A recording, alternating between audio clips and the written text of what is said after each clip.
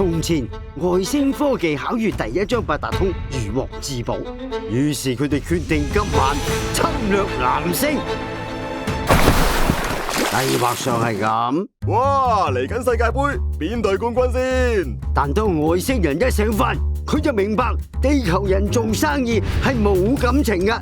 而呢個時候，命運安排咗一位人類代表路過，佢八爪魚咁眼望實萬能嘅八達通，認定呢個一定係上天跌落嚟嘅禮物，果斷咁買埋。人類對可愛嘅生物果然係冇抵抗力，專業特工嘅行動相當成功，首個目標已經上調，無限嘅可能一觸即發。想知故事發展成點？即上八達通 App 下載卡面觀看結局啦！